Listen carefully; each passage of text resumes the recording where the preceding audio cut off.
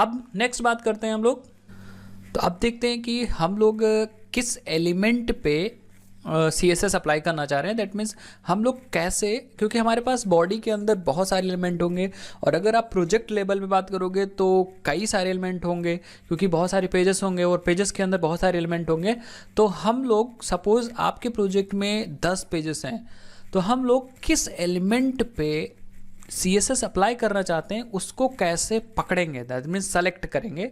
Suppose आपके पास 5 students हैं, suppose आप टीचर हो, आपके पास 5 स्टूडेंट है, तो आप किस स्टूडेंट को अवार्ड देना चाहते हो, किस स्टूडेंट को अवार्ड देना चाहते हो या किस स्टूडेंट को आप आइडेंटिफाई करना चाहते हो, ये आप कैसे बताओगे। तो इसको बताने के लिए हमारे पास सेलेक्टर्स होते हैं। ठीक है, हम सेलेक्टर्स की हेल्प से क्या कर सकते हैं, एलिमेंट को टारगेट कर सकते हैं। हम मल्टीपल एलिमेंट को टारगेट कर सकते हैं, एक एलिमेंट को टारगेट कर सकते हैं, और हम लोग एक जैसे कई सारे एलिमेंट को टारगेट कर सकते हैं। दैट मीन्स सेलेक्ट कर सकते हैं कि हाँ भाई मुझे इस पे CSS लगाना है। तो सपोज हमारे पास 5 एलिमेंट है, तो हम क्या कर सकते हैं, सेलेक्टर की हेल्प से हम उनमें से 3 निकाल सकते हैं या 2 निकाल सकते हैं या 1 निकाल सकते हैं, depending upon what selector you are using. तो हम लोग देखते हैं सेलेक्टर कैसे यूज़ करना है। तो हम लोग क्या करेंगे, एक नई फाइल बनाएंगे। तो हम लोग सिंपली एक न्यू पे जाएंगे और यहाँ पे नाम दे देंगे सेलेक्टर। ठीक है, selector.html और एंटर कर देंगे और सिंपली हम लोग यहाँ पे HTML लिख लेंगे। तो हम लिखेंगे HTML और यहाँ पे HTML:5 वाले पे एंटर कर देंगे। ठीक है, और हम लोग टाइटल में दे देंगे सेलेक्टर और हम लोग आ जाएंगे सेलेक्टर, देखेंगे क्या होते हैं। तो लेट अस सपोज हमारे पास 4 H1 है, तो हम H1 बना देते हैं 4। ठीक है, तो आप लिखोगे H1 × 4, एंटर कर दोगे, टैब दबा दोगे, ठीक, 4 H1 बन जाएंगे। अब हम क्या करना चाहते हैं, हम 4 H1 में से कुछ कंटेंट लिख देते हैं। तो सपोज हम लिख देते हैं यहाँ पे फटाफट फर्स्ट, और फिर दूसरे में आके सेकंड, और फिर तीसरे में आके लिख देते हैं थर्ड, और चौथे में लिख देते हैं फोर्थ। ठीक है, अब हम इस पेज को ओपन कर लेते हैं। तो सिंपली राइट क्लिक करेंगे और ओपन विद लाइव सर्वर कर देंगे। तो आप देख पाओगे यहाँ पे हमारे पास चारों H1 प्रिंटेड है। अब हम चाहते हैं कि सेलेक्टर में एग्जांपल समझा रहा हूँ, हम चाहते हैं कि इस सारे टैग्स पे इस H1 पे भी, इस H1 पे भी, इस H1 पे भी, इस H1 पे भी हमारा जो कोई CSS अप्लाई हो जाए। फॉर एग्जांपल सारे इटैलिक हो जाए, सारे H1। तो हम लोग यहाँ पे यूज़ कर सकते हैं टैग सेलेक्टर। कौन सा सेलेक्टर यूज़ कर सकते हैं, टैग सेलेक्टर यूज़ कर सकते हैं। टैग सेलेक्टर बेसिकली होता क्या है कि आप टैग से एलिमेंट को सेलेक्ट कर सकते हो। फॉर एग्जांपल कैसे यूज़ करेंगे, आप हेड सेक्शन में आ जाओगे और यूज़ करोगे यहाँ पे इंटरनल CSS और यहाँ लगा दोगे आप टैग स्टाइल। अब हमें सारे ऐसे एलिमेंट सेलेक्ट करने जिनका टैग H1 है। तो आप सिर्फ H1 लिख दोगे और ब्रैकेट ओपन कर दोगे, ब्रेसेस क्लोज कर दोगे, और यहाँ पे जो लिखोगे वो सारे H1 पे अप्लाई होगा। तो सपोज हम यहाँ लिख देते हैं फॉन्ट स्टाइल, और फॉन्ट स्टाइल में हम लोग इटैलिक लिख देंगे। तो सारे H1 पे ये देखिए इटैलिक हो जाएगा। ये होता है टैग सिलेक्टर। इसी तरह अगर मेरे पास सपोज यहाँ पे 2 पैराग्राफ टैग हैं, P/2 एंटर, 2 पैराग्राफ, और इसमें लिखा हुआ है फर्स्ट पैरा और इसमें लिखा हुआ है सेकंड पैरा। अब हम चाहते हैं, देखो फर्स्ट पैरा सेकंड पैरा, हम चाहते हैं कि दोनों का फॉन्ट थोड़ा थोड़ा बड़ा हो जाए। तो हम लोग सारे पैरा को सेलेक्ट करने के लिए टैग सेलेक्टर यूज़ कर सकते हैं। तो अगर P लिखेंगे और टैग का नाम लिखेंगे और सेलेक्टर में लिखा देंगे फॉन्ट साइज़, और साइज़ में हम लोग दे देंगे 50 पिक्सल। तो जितने भी P होंगे सबका फॉन्ट साइज़ क्या हो जाएगा, 50 पिक्सल हो जाएगा। ठीक है, इसको बोलते हैं tag selector. That means tags की हेल्प से हम लोग क्या कर सकते हैं, एलिमेंट्स को सेलेक्ट कर सकते हैं। बट इसमें दिक्कत यही है कि सारे टैग्स पे आपके CSS अप्लाई हो जाएंगे। बट सपोज हमारी रिक्वायरमेंट ऐसी है कि हम चाहते हैं कि भाई मुझे 2 H1 का कलर मुझे रेड करना है, टोमेटो कलर करना है, और 2 H1 का मुझे ब्लू कलर करना है। ठीक है, अब क्या करेंगे भाई, अब कैसे काम करेंगे। तो हम लोग क्या करेंगे, जिसका ब्लू देना है, जिसका कह रहे हैं कि हमें जिसका भी कलर रेड करना है उसकी मैं एक क्लास दे दूंगा। ठीक है, हम लोग क्लास दे देंगे और कह देंगे रेड कलर करना है, ये क्लास है। ठीक है, रेड कलर करना है, it is a class name जो मैंने इसको दे दिया है, और यही क्लास नेम मैं इसको भी दे दूंगा। ठीक है, यही क्लास नेम हम इसको दे देंगे, रेड कलर करना है। ठीक है, रेड कलर करना है। दैट मीन्स अब 2 टैग के एक ही क्लास है, रेड कलर करना है। अब हम इसी रेड कलर करना है पे ही क्या लगा देंगे, अपनी स्टाइल। तो हमारे जिस जिस एलिमेंट के जिस क्लास में ये क्लास लगी होगी उस सब पे वो अप्लाई हो जाएगा। तो हम लोग आएंगे स्टाइल में, और यहाँ पे स्टाइल के अंदर जब भी हमें क्लास की हेल्प से टारगेट करना होता है तो हम लोग को लिखना होता है डॉट और क्लास का नाम, तो हम लिख देंगे रेड कलर करना है, और हम लोग ब्रैकेट लगाएंगे और यहाँ लिख देंगे कलर कोलन रेड। ठीक है, अब ये वाली चीज़, ये वाली स्टाइल उन्हीं कलर्स पे अप्लाई होगी, उन्हीं एलिमेंट्स पे अप्लाई होगी जिसका क्लास क्या रखा होगा ये। तो देखिए ये H1 पे भी हम लोगों ने क्लास रखा है, H1 पे भी ये वाली क्लास रखी है। तो अगर हम पेज पे आएँ तो देखिए फर्स्ट और सेकंड पे अप्लाई हो जाएगा। ठीक है, अगर मुझे नीचे वाले दो को ब्लू रखना है तो हम लोग एक क्लास बना लेंगे ब्लू कलर, और इसमें भी ब्लू कलर बना सकते हैं, लगा देंगे वही क्लास ब्लू कलर, और हम लोग आएंगे यहाँ पे सबसे पहले टारगेट करेंगे क्लास को, तो हम लिखेंगे डॉट, और डॉट के बाद हम लोग लिखेंगे यहाँ पे ब्लू डैश कलर, और यहाँ पे हम दे देंगे colour colon blue, simple colour colon blue. और हम लोग रिफ्रेश करेंगे तो आप देख पाओगे थर्ड फोर्थ पे ब्लू अप्लाई हो गया। तो क्लास की हेल्प से क्या कर सकते हो आप, कई सारे एलिमेंट को आपके अकॉर्डिंग टारगेट कर सकते हो। फॉर एग्जांपल अगर हमने ब्लू एक क्लास बना ली है डॉट की हेल्प से और CSS कुछ लिख लिया है, तो जिस जिस एलिमेंट पे ये क्लास मैं देता जाऊंगा, जो CSS आपने लिखा है वो सारे एलिमेंट पे अप्लाई होती जाएगी। जैसे मैंने यहाँ पे एग्जाम्पल बताया, फॉर एग्जाम्पल अगर मैं एक H1 और बनाता हूँ और उसमें लिख देता हूँ do subscribe my YouTube channel, और हम चाहते हैं इसका कलर हो जाए ब्लू, तो सिंपली हमें करना क्या होगा, हमें ये वाली स्टाइल चाहिए, दैट मीन्स ये वाला क्लास लगाना है। तो हम लोग यहाँ पे आएंगे, लिखेंगे class blue dash colour, save कर देंगे और आप देख पाओगे ब्लू कलर हो जाएगा। अगर आपको रेड करना होता तो आप ऊपर वाली लगा दीजिए रेड डैश कलर डैश करना है। ठीक है, ये कलर, इसका कलर रेड हो जाएगा। परफेक्ट, आ रहा समझ में। तो क्लास, इसको बोलते हैं क्लास सेलेक्टर। क्लास सेलेक्टर, तो हम दूसरा जो यूज़ पढ़ रहे हैं वो पढ़ रहे हैं क्लास सेलेक्टर। क्लास सेलेक्टर का मतलब हम एलिमेंट्स के क्लास दे सकते हैं, एलिमेंट्स को क्लास दे सकते हैं और फिर उन क्लास पे CSS लगा सकते हैं with the help of dot. Dot की हेल्प से हम क्लास को टारगेट कर सकते हैं। ठीक है, अगर मैं सही से ऐसे बोलूँ कि भाई डॉट की हेल्प से आप उन एलिमेंट्स को टारगेट कर सकते हो जिनकी क्लास आपने दी है। ठीक है, तो उन्हीं एलिमेंट पे वो CSS अप्लाई होगी। And the last one is ID selector. Last one is ID selector. ID selector का मतलब होता है अगर आपको यूनिकली किसी एलिमेंट को टारगेट करना है, फॉर एग्जांपल आपके पास H5 है या आपके पास एक P है जिस पे लिखा है ID सेलेक्टर। ID सेलेक्टर आपने लिखा है, देखिए ID सेलेक्टर, और आप चाहते हो कि मैं एक ऐसा CSS लिखूं जो सिर्फ और सिर्फ इसी पे अप्लाई हो और किसी एलिमेंट पे अप्लाई ना हो। दैट मीन्स वो CSS यूनिक हो मतलब दोबारा किसी पे ना अप्लाई कर सकूं। तो सिंपली मैं इसकी एक ID दे दूंगा। मैं यहाँ आऊँगा, यहाँ लिखूंगा ID और ID नाम दे दूंगा, ऐसे दे दूंगा ID टेस्ट दे सकते हैं, ID टेस्ट। अब हम लोग इस ID पे स्टाइल लगा देंगे। तो हम लोग चलेंगे अपने स्टाइल के अंदर और ID को टारगेट करने के लिए हमको लिखना होता है हैज़, और फिर हम लोग देखेंगे टेस्ट, और हम जो यहाँ पे अपना लगाएंगे कलर वगैरह, कलर हम लोग लगाएंगे, जो भी यहाँ पे लगाएंगे वो सिर्फ उसी ID वाले एलिमेंट को अप्लाई होगा। देखिएगा, सेव कर दे, रिफ्रेश, ये देखिए। और अगर मैं यहाँ पे ऐसा करता हूँ फॉन्ट स्टाइल इटैलिक, तो देखिएगा ये फॉन्ट स्टाइल इटैलिक हो जाएगा। इसी तरह हम लोग क्या कर सकते हैं, फॉन्ट वेट, और फॉन्ट वेट हम लोग 100 रख देते हैं, तो फॉन्ट वेट भी हल्का पतला हो जाएगा या और पतला कर सकते हैं।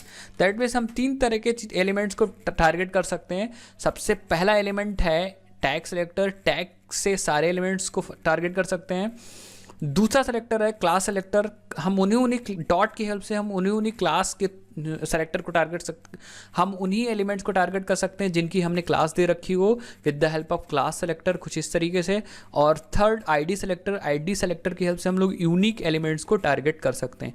तो ये बेसिक सेलेक्टर हैं। उसके बाद आप बहुत सारे सेलेक्टर पढ़ोगे तो मैं रिकमेंड करूँगा, ये मैं लिंक दे दूंगा आपको, w3schools.com की लिंक है, इस लिंक पे जाइएगा और यहाँ से सेलेक्टर सारी देख लीजिएगा।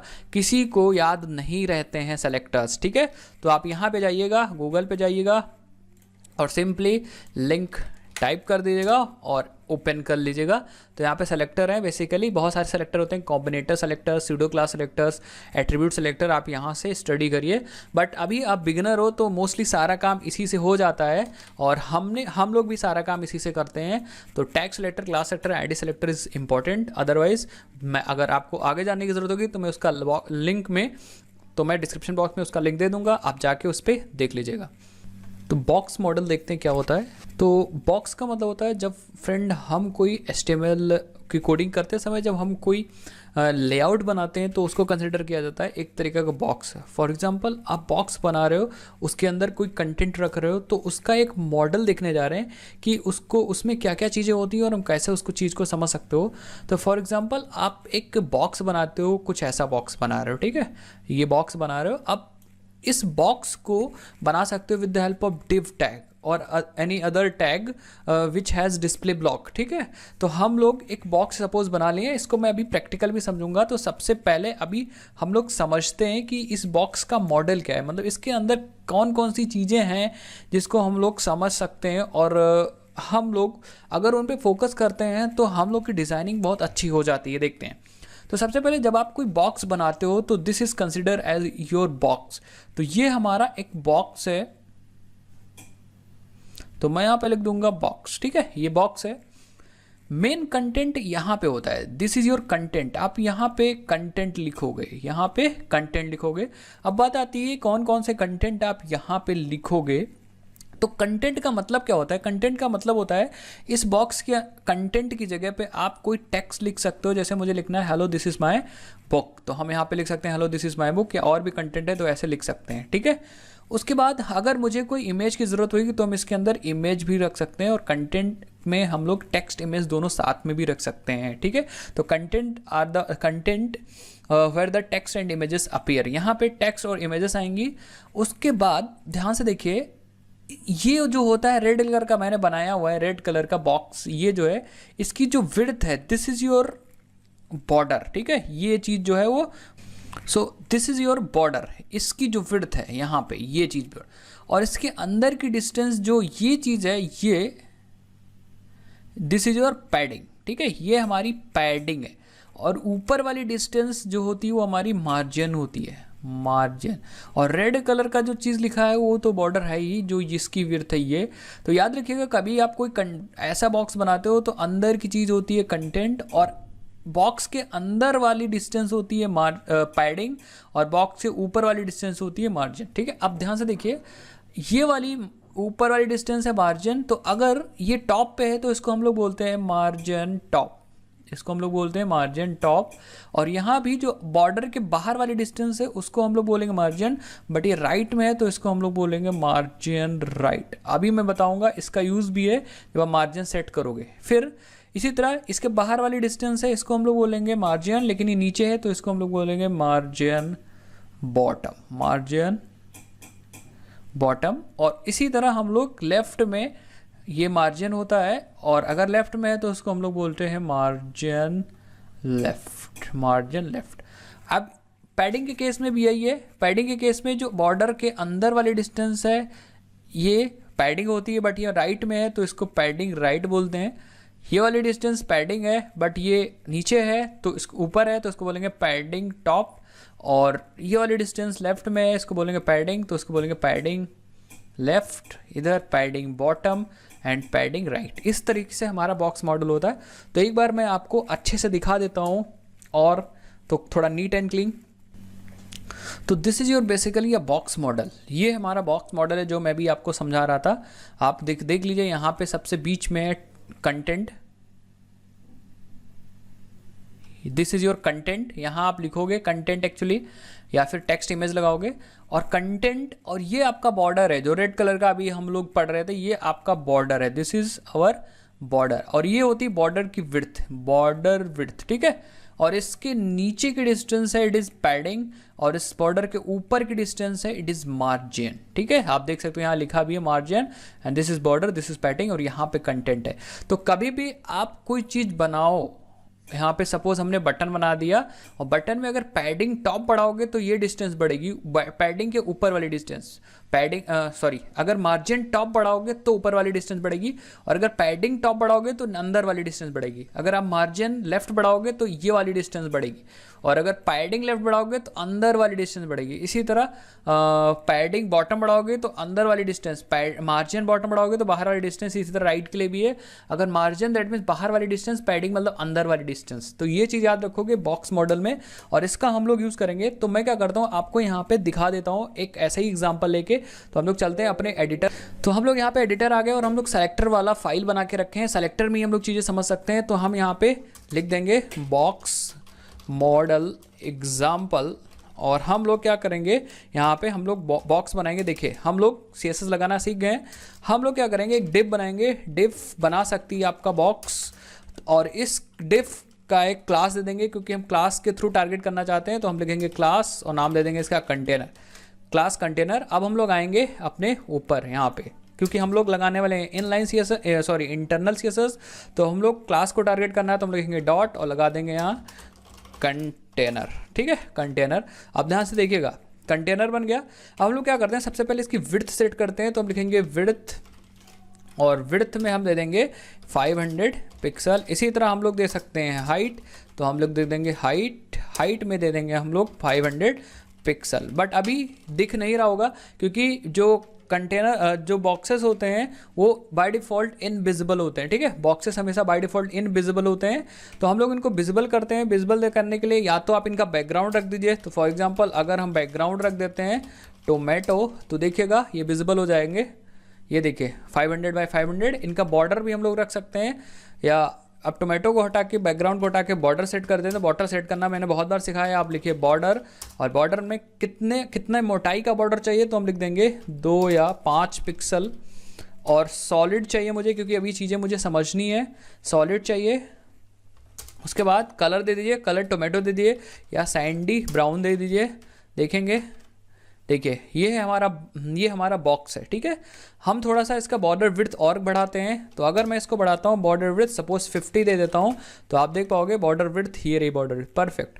अब ध्यान से देखिएगा, इसके अंदर मैं कुछ लिखता हूँ। तो इसके अंदर लिखने के लिए आप देखो यहाँ पे, इसके अंदर लिखने के लिए आप सिंपली आप डिव में, और यहाँ पे H1 लगा दो, H1 और लिख दो यहाँ पे इनसाइड बॉक्स। ठीक है, इनसाइड बॉक्स। तो आप देख पाओगे यहाँ पे इनसाइड बॉक्स आ गया। ठीक है, इनसाइड बॉक्स आ गया।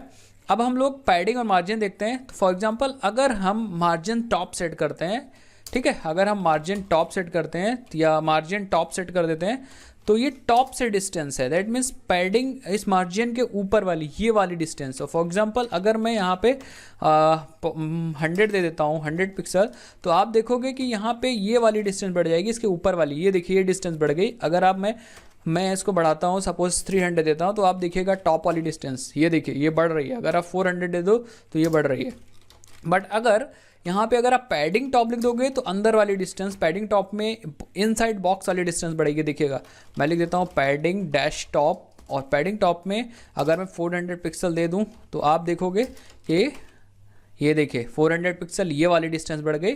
इस तरह से हम लोग बॉक्स बना सकते हैं डिव की हेल्प से, और हम लोग उस पर पैडिंग मार्जिन सेट कर सकते हैं। अभी हम लोग पैडिंग और मार्जिन अलग से टॉपिक कवर करेंगे, तो देखेंगे पैडिंग में टॉप बॉटम सब शॉर्ट हैंड नोटेशन कैसे यूज़ करेंगे, ये सारी चीज़ें हम लोग अभी देखेंगे। फ्रेंड्स, अब हम लोग थोड़ा हाइट विड्थ और मार्जिन की बात कर लेते हैं कि हाइट विड्थ और मार्जिन क्या होता है और इसको कैसे समझेंगे, और इसके शॉर्ट नोटेशन हम लोग कैसे यूज़ करेंगे। तो सबसे पहले मैं आपको बताता हूँ हाइट और विड्थ, और यहाँ पे 4 चीज़ मैं डिस्कस करूँगा। एक सिंपल हाइट, सिंपल विड्थ, फिर मैं डिस्कस करूँगा मैक्सिमम हाइट, और फिर मैं डिस्कस करूँगा मैक्सिमम विड्थ। और इनको परसेंटेज में सेट करना सिखाऊंगा आप लोगों को, कैसे आप परसेंटेज और पिक्सल में काम कर सकते हैं। तो मैं बेसिकली 2 ही बात करूंगा, परसेंटेज और पिक्सल। तो चलिए फ्रेंड्स, सबसे पहले अपने वाइट बोर्ड पे समझते हैं कि ये चीज़ें कैसे और कैसे काम करेंगी और हम लोग इनको कैसे यूज़ कर पाएंगे। तो ये हम लोग सबसे पहले समझते हैं हाइट विड्थ। तो अगर मैं यहाँ पे कोई ब्लॉक बनाता हूँ, फॉर एग्जांपल अगर मैंने एक बॉक्स बनाया, अभी हम लोगों ने समझा था बॉक्स मॉडल क्या होता है। तो लेट अस सपोज हमारे पास यहाँ पे बॉक्स है, तो हम सबसे पहले बॉक्स बना लेंगे। तो हमारे पास सिंपल यहाँ पे एक बॉक्स है, इस पे मैं इसमें जो ये चीज़ है ये विड्थ है। ठीक है, मैं बताता हूँ क्या चीज़ आपको। ये जो चीज़ है ये विड्थ है, इसकी विड्थ ये, ठीक है। और इसमें ये चीज़ है इसकी हाइट है, इसमें ये चीज़ है जो इसकी हाइट है, ठीक है। अब इसकी हाइट विड्थ कैसे हम लोग सेट कर सकते हैं ये चीज़ समझते हैं। तो हम लोग हाइट विड्थ सेट करने के लिए हम लोग क्या यूज़ करेंगे, विड्थ प्रॉपर्टी यूज़ करेंगे विड्थ सेट करने के लिए। और सपोज ये W मुझे देना 300 पिक्सल, तो हम 300 पिक्सल दे देंगे, ठीक है। तो ये वाली जो विड्थ होगी वो 300 पिक्सल हो जाएगी, ये वाली विड्थ 300 पिक्सल हो जाएगी। बट अगर हम चाहते हैं कि हमारे इस बॉक्स की विड्थ उतनी भी विड्थ हो जितने हमारे ब्राउज़र की विड्थ है, दैट मीन्स 100% विड्थ हो जितने इसकी पेरेंट की विड्थ है, ठीक है, इसके पेरेंट की विड्थ है। तो हम लोग क्या करेंगे यहाँ पे विड्थ, और विड्थ में हम लोग दे देंगे 100%। और अगर हम लोग चाहते हैं कि हमारे बॉक्स की विड्थ 50% ऑफ इट्स पेरेंट हो, तो हम लोग यहाँ विड्थ दे देंगे 50%। विड्थ हम लोग क्या दे देंगे 50%। इस तरह हम लोग परसेंटेज भी यूज़ कर सकते हैं, बट ये percentage with respect to its parent है, with respect to its parent है, ये मैं आपको बार बार बता रहा हूँ। अब विड्थ के बारे में मैं थोड़ा सा आपको एग्जांपल दिखा देता हूँ। अच्छा, सबसे पहले हाइट भी थोड़ा सा हम लोग डिस्कस कर लेते हैं।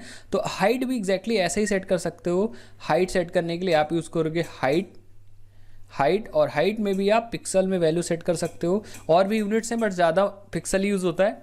इसी तरह हाइट भी आप परसेंटेज में भी सेट कर सकते हो, ठीक है। हाइट में भी आप दे सकते हो यहाँ पे 50%। तो पेरेंट के, अगर पेरेंट 100% है तो 50 हो जाएगी। दैट मीन्स अगर पेरेंट की विड्थ है 100 पिक्सल तो इसकी 50 पिक्सल हो जाएगी, कैलकुलेट हो जाएगा बाय डिफ़ॉल्ट। यहाँ पे भी अगर आपको कोई और रखना है तो आप जैसे 30% रखना चाह रहे हो तो 30% रख सकते हो, इट्स अप टू यू, ठीक है। तो ये विड्थ और हाइट की बात रही।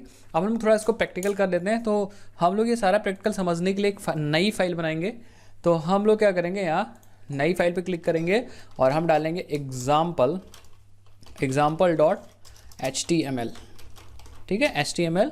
और यहाँ पे हम लोग बेसिक HTML लिख लेंगे, बेसिक HTML। और हम लोग यहाँ पे एक बॉक्स बनाएंगे। तो बॉक्स बनाने के लिए सिंपली हम div लिखेंगे और इसकी एक क्लास दे देंगे कंटेनर क्लास, ठीक है, कंटेनर क्लास। और हम लोग आएंगे, इसको टारगेट करेंगे अपने style sheet, internal style sheet से। तो क्लास को टारगेट करने के लिए सिंपली आप लगाओगे डॉट कंटेनर, क्या लगाओगे, डॉट कंटेनर। अब हम लोग क्या करते हैं, इस कंटेनर की विड्थ सेट करते हैं। तो विड्थ सेट कर, देखिए विड्थ सेट करने के लिए सिंपली आप लिखोगे विड्थ, ठीक है, विड्थ। और हमने कहा भाई 50% या समझ लो 300 पिक्सल दे देते हैं। और इसी तरह हम लोग हाइट सेट कर देते हैं, हाइट भी 300 पिक्सल सेट कर देते हैं। और बाय डिफ़ॉल्ट ये दिख नहीं रहा होगा क्योंकि ये इनविजिबल कंटेनर होगा। तो हम इसीलिए बैकग्राउंड भी सेट कर देंगे। बैकग्राउंड आप लिखोगे बैकग्राउंड, और बैकग्राउंड में आप टोमेटो वगैरह लिख सकते हो, ठीक है। कलर है, राइट क्लिक करिए और ओपन विद सर्वर कर लीजिए। तो आप देखोगे यहाँ पे आपका बॉक्स रेडी है। 300 इसकी विड्थ है और 300 इसकी हाइट है, ठीक है। तो आप ऐसे सेट करोगे। अब अगर आप चाहते हो कि इसके अंदर एक और कंटेनर हो, तो हम यहाँ पे एक और डिप बना रहे हैं, एक और बॉक्स इसके अंदर बना रहे हैं, जिसका नाम दे देंगे, जिसकी क्लास हम लोग दे देंगे inside dash container. Inside container मतलब अंदर वाला कंटेनर, या आप इसको इनर कंटेनर कर दीजिए और अच्छे से समझ में आएगा आपको, इनर कंटेनर। और हम लोग आते हैं इनर कंटेनर पे भी क्लास लगाते हैं। तो हम लिखेंगे inner container, inner dash container. और हम लोग एग्जैक्टली इसकी विड्थ क्या देंगे, ध्यान से देखिए। इसकी विड्थ हम लोग सबसे पहले 100% देते हैं, और हाइट भी 100% दे देंगे, हाइट भी 100% दे देंगे, हाइट भी 100% दे देंगे।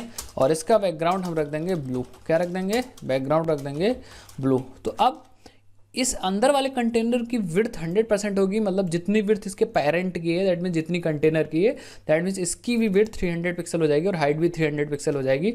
आप देखो एग्जैक्टली पता नहीं चलेगा। बट अगर यहाँ पे विड्थ आप 50% कर देते हो, देखिए 50% कर देते हो, तो देखिए इसकी विड्थ 50% है, पेरेंट की 100% 300 पिक्सल थी, तो इसकी विड्थ हो गई भैया हमारी यहाँ पे 150 पिक्सल, ठीक है। अगर हम देखो पेरेंट की विड्थ बढ़ाते हैं, दैट मीन्स अगर पेरेंट की विड्थ हम 600 करते हैं तो आप देख पाओगे उसकी विड्थ अपने आप 300 हो जाएगी, देखिएगा, क्योंकि आपने डायनेमिक 50% दिया, ठीक है। तो देखो 600 दैट मीन्स इसकी 50। तो परसेंटेज में भी आप वैल्यू रख सकते हो, बट याद रखिएगा परसेंटेज हमेशा काम करेगा पेरेंट के रेस्पेक्ट में। फॉर एग्जांपल अगर हम लोग क्या करते हैं, इस कंटेनर की विड्थ 100% देते हैं, तो बाय डिफ़ॉल्ट इसके पेरेंट बॉडी की विड्थ जो है वो फुल जितनी हमारे, देखिए 100% है, तो इस इनसाइड कंटेनर की विड्थ देखिए क्या है, यहाँ पे 50% मतलब आधा है। अगर हम क्या करते हैं, इस पर मार्जिन ऑटो कर देते हैं, मार्जिन ऑटो, ऑटो का मतलब मार्जिन जो कैलकुलेट होगा ऑटोमेटिक कैलकुलेट होगा। तो आप देखोगे कि इसका मार्जिन ऑटो है, दैट मीन्स ये सेंटर पे आ जाएगा, आधा पार्ट इधर छूटा रहेगा और आधा पार्ट इधर छूटा रहेगा। तो परफेक्ट, ये चीज़ परफेक्ट है किसी चीज़ को सेंटर में करने के लिए कि आप उसकी विड्थ फिक्स कर दीजिए और फिर मार्जिन आप ऑटो कर दीजिए, ठीक है। तो ये इस हिसाब से आप विड्थ और हाइट सेट करोगे विद रिस्पेक्ट टू पेरेंट, ठीक है। एक चीज़ और होती है, बहुत इंपॉर्टेंट है, ध्यान से देखिए, कभी भी आप अपने किसी भी कंटेनर की विड्थ जितनी आपकी विंडो है उस हिसाब से रखना चाह रहे हो, व्यू पोर्ट हाइट इसको बोलते हैं। दैट मीन्स हम चाहते हैं कि भैया जितने हमारे ब्राउज़र की विड्थ होनी चाहिए, जितनी हमारे ब्राउज़र की विड्थ है उतनी ही विड्थ हमारे इस कंटेनर की होनी चाहिए। तो आप विड्थ और हाइट कुछ भी रख सकते हो, जैसे मान लो आप सपोज़ हाइट की बात कर रहे हो तो हम यहाँ पे यूज़ कर सकते हो आप 100 मतलब फुल VH, ये होती है VH for view port height, ठीक है। तो ये देखिए फुल आ जाएगा, जितनी आपकी व्यू पोर्ट मतलब स्क्रीन की हाइट कह सकते हो उतनी हमारी हाइट हो। इसी तरह विड्थ को अगर 100% करना हो तो व्यू पोर्ट विड्थ यूज़ कर सकते हो 100 VH, 100 VW, view port width, ठीक है। इसका मतलब 100% होता है, ठीक है, जितनी आपकी। अब अगर आप छोटा ओपन करोगे तो ये मानी जाएगी ब्राउज़र की विड्थ VH होगी और हाइट भी इतनी मानी जाएगी, ठीक है। तो ये चीज़ याद रखो, कभी भी आपको फुल स्क्रीन चीज़ें करनी है तो आप VH और VW यूज़ कर सकते हो। VW means view port width and VH means view port height. Otherwise आप परसेंटेज में काम करो और बाकी यूनिट्स भी होती है, EM, REM, बहुत सारी चीज़ें होती हैं। तो आपको बहुत सारी चीज़ें समझने की ज़रूरत अभी नहीं है, जब ज़रूरत होगी तो आप उसको समझ लीजिएगा। हाइट इस तरह समझते हैं। अब हम लोग कुछ चीज़ें और समझते हैं। इसी तरह जिस तरह हम लोग ने विड्थ और हाइट समझा, उसी तरह एक प्रॉपर्टी होती है मैक्स विड्थ और मैक्स हाइट। मैं आपको समझा दूं, बहुत ज़्यादा कन्फ्यूज़न होती थी जब हम डिज़ाइनिंग सीख रहे थे। तो मैं आपको समझा देता हूँ विड्थ, हम आपको समझा दे रहे हैं कि क्या एक्चुअली होती है मैक्स विड्थ और मैक्स हाइट, ये सारी चीज़ें, ठीक है।